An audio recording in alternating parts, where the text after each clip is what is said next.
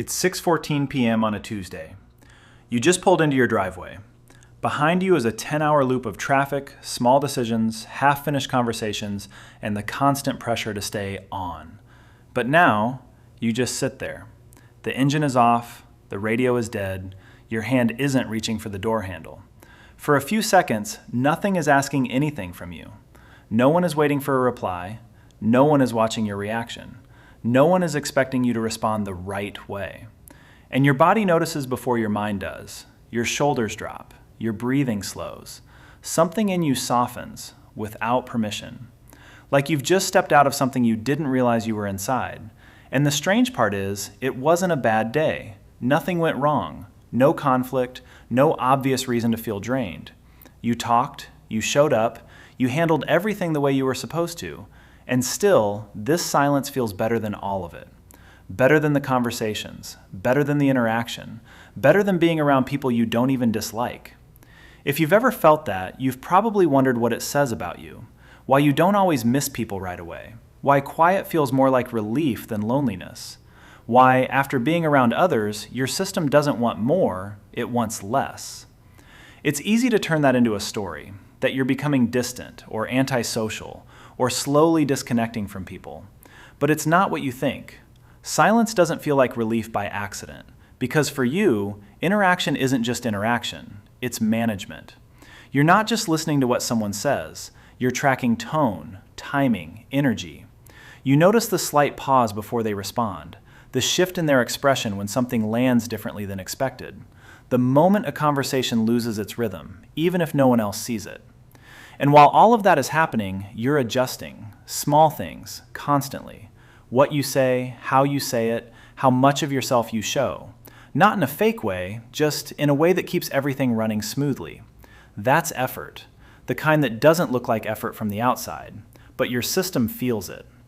So when everything goes quiet, it's not just silence. It's the first moment you don't have to manage anything. No interpretation, no adjustment, no anticipation. Nothing to read, nothing to respond to, nothing that can go slightly wrong. And that's why it feels good. Not because silence is special, but because nothing inside it can challenge you. Nothing can misunderstand you. Nothing can react in a way you didn't expect. Nothing can shift the dynamic in a direction you didn't prepare for. For a moment, you are completely unobserved, uninterpreted, untouched by other people's reactions. And that kind of space is rare. This is also why certain small things feel bigger than they should. The relief when someone cancels plans, the hesitation before replying to a message, the way you reread what you wrote, even when it's simple.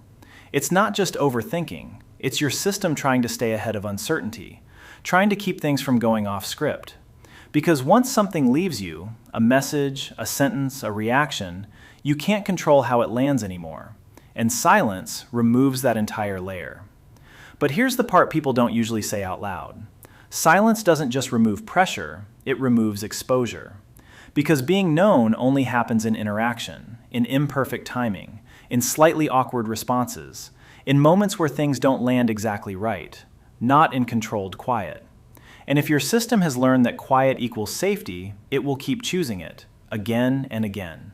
Not because it's always better, but because it's predictable, because nothing in it can reject you.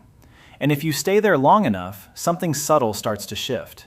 You don't just feel peaceful, you become harder to reach. Not in a dramatic way, just quietly. Fewer replies, less presence, less willingness to step into something that might move unpredictably. Your world gets cleaner, but also smaller. This isn't a flaw, and it isn't something you need to fix. It's a pattern your system learned to keep things stable, to keep things manageable, to keep things from becoming overwhelming. Of course it feels like relief, but relief and right aren't always the same thing.